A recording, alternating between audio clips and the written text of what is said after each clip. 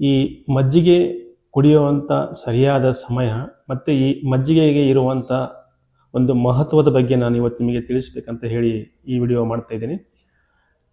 ನೋಡಿ, ಆಯುರ್ವೇದದಲ್ಲಿ ಈ ಮೊಸರು ಮತ್ತು ಹಾಲಿಗಿಂತ ಈ ಮಜ್ಜಿಗೆಗೆ ನಾವು ತುಂಬ ಪ್ರಾಮುಖ್ಯತೆಯನ್ನು ಕೊಡ್ತೇವೆ. ಹಾಗಾಗಿ ಈ ಮಜ್ಜಿಗೆಗೆ ಅಮೃತಕ್ಕೆ ಸಮಾನ ಅಂತ ಹೇಳಿ ಕರಿತೇವೆ.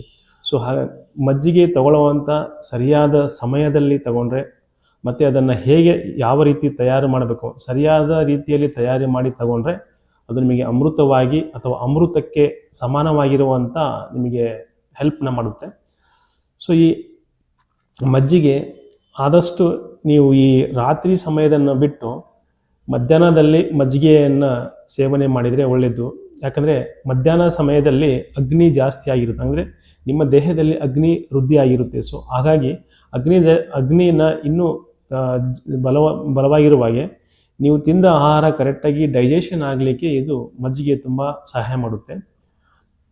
ಆಮೇಲೆ ಈ ಮಜ್ಜಿಗೆ ತಗೊಳ್ಳುವಂಥದ್ದು ಬರೀ ಪ್ಲೇನ್ ಮಜ್ಜಿಗೆ ತಗೊಂಡ್ರೆ ಒಳ್ಳೆಯದು. ಅಂದರೆ ಕೆನೆರಹಿತ ಮಜ್ಜಿಗೆ ತಗೊಂಡ್ರೆ ಇದು ನಿಮಗೆ ಆರೋಗ್ಯಕ್ಕೆ ಒಳ್ಳೆಯದಾಗುತ್ತೆ. ಯಾವ ರೀತಿ ತಗೋಬೇಕು ಅಂದರೆ ಈ ಮಜ್ಜಿಗೆಗೆ ಎಷ್ಟು ಬೇಕೋ ಅಷ್ಟು ಮಜ್ಜಿಗೆ ಹಾಕ್ಕೊಂಡು ಸ್ವಲ್ಪ ಈ ಶುಂಠಿ ಪೌಡರು ಅಥವಾ ಶುಂಠಿ ಸ್ಲೈಸ್ ಕೂಡ ಹಾಕ್ಕೋಬೋದು.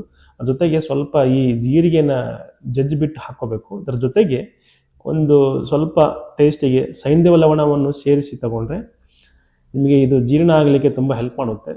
ಆದಷ್ಟು ಈ ಮಜ್ಜಿಗೆಯನ್ನು ಊಟದ ಮಧ್ಯೆ ತಗೊಂಡ್ರೆ ನಿಮಗೆ ಅದು ಅಪಟೈಸರ್ ಥರ ಆಗಿ ಕೆಲಸ ಮಾಡುತ್ತೆ. ಸೊ ಊಟದ ನಂತರ ಕೂಡ ಕುಡಿಬೋದು, ಏನು ಸಮಸ್ಯೆ ಇಲ್ಲ. ಆದರೆ ರಾತ್ರಿ ಸಮಯದಲ್ಲಿ ಈ ಮಜ್ಜಿಗೆಯನ್ನು ಅವಾಯ್ಡ್ ಮಾಡೋದು ಒಳ್ಳೆಯದು. ಸೊ ಈ ಮಜ್ಜಿಗೆ ತಗೊಳ್ಳೋದ್ರಿಂದ ಏನೇನು ನಮಗೆ ಉಪಯೋಗ ಆಗುತ್ತಂದರೆ, ಮೊದಲನೇದಾಗಿ ಈ ಮಜ್ಜಿಗೆ ನಿಮಗೆ ಜೀರ್ಣಕ್ರಿಯೆ ಹೆಚ್ಚಿಸಲಿಕ್ಕೆ ಸಹಾಯ ಮಾಡುತ್ತೆ. ಅದರ ಜೊತೆಯಲ್ಲಿ ಈ ಕರಳಿನ ಆರೋಗ್ಯಕ್ಕೆ ತುಂಬ ಒಳ್ಳೆಯದು. ಅಂದರೆ ಇದಕ್ಕೆ ಬೆಸ್ಟ್ ಪ್ರೋಬಯೋಟಿಕ್ ಅಂತ ಕರಿತೇವೆ. ಈ ಗಟ್ ಹೆಲ್ತಿಗೆ ಬೇಕಾಗಿರುವಂಥ ಬೆಸ್ಟ್ ಪ್ರೋಬಯೋಟಿಕ್ ಅಂತ ಹೇಳಿ ಮಜ್ಜಿಗೆ ಕರಿತೀವಿ. ಹಾಗಾಗಿ ಇದು ನಿಮಗೆ ಪ್ರೋಬಯೋಟಿಕ್ ಥರ ಆಗಿ ಕೆಲಸ ಮಾಡುತ್ತೆ. ಮತ್ತು ಈ ಕೆಲವೊಂದು ಈ ಗೃಹಿಣಿ ರೋಗ ಅಂತ ಕರಿತೀವಿ ನಾವು, ನಮ್ಮ ಆಯುರ್ವೇದದಲ್ಲಿ ಗೃಹಿಣಿ ರೋಗ ಅಂತ ಕರಿತೀವಿ, ಅಂದರೆ ಇರಿಟೇಬಲ್ ಬವೆಲ್ ಸಿಂಡ್ರೋಮ್. ಸೊ ಈ ಇರಿಟೇಬಲ್ ಬವೆಲ್ ಸಿಂಡ್ರೋಮಲ್ಲಿ ಈ ಮಜ್ಜಿಗೆನ ನಾವು ಪಥ್ಯಾಹಾರ ಅಂತ ಹೇಳ್ತೀವಿ. ಸೊ ಹಾಗಾಗಿ ಈ ಮಜ್ಜಿಗೆ ಅವರು ತಗೋತಾ ಇದ್ರೆ, ಯಾಕಂದರೆ ಇರಿಟೇಬಲ್ ಬವೆಲ್ ಸಿಂಡ್ರೋಮಲ್ಲಿ ಕೆಲವೊಂದು ಈ ಲೂಸ್ ಟೂಲ್ಸ್ ಕೂಡ, ಅಂದರೆ ಲೂಸ್ ಮೋಷನ್ಸ್ ಕೂಡ ಇರುತ್ತೆ. ಸೊ ಹಾಗೆ ಜೀರ್ಣಕ್ರಿಯೆ ಕಂಪ್ಲೀಟ್ ಅವರಿಗೆ ಕುಗ್ಗಿರುತ್ತೆ. ಆ ಕಂಡೀಷನಲ್ಲಿ ಈ ಮಜ್ಜಿಗೆ ತುಂಬ ಅವರಿಗೆ ಕೆಲಸ ಮಾಡುತ್ತೆ. ಇನ್ನೊಂದಂದರೆ ಈ ಮೂಲವ್ಯಾಧಿ ಅಂತ ಕರೀತಾರೆ, ಪೈಲ್ಸಲ್ಲೂ ಕೂಡ ನಾವು ಮಜ್ಜಿಗೆಯನ್ನು ಪಥ್ಯವಾಗಿ ತಗೊಳ್ಳಿ ಅಂತ ಕೂಡ ಅಡ್ವೈಸ್ ಮಾಡ್ತೀವಿ. ಮೂಲವ್ಯಾಧಿಲೂ ಕೂಡ ಈ ಮಜ್ಜಿಗೆ ತುಂಬ ಕೆಲಸ ಮಾಡುತ್ತೆ.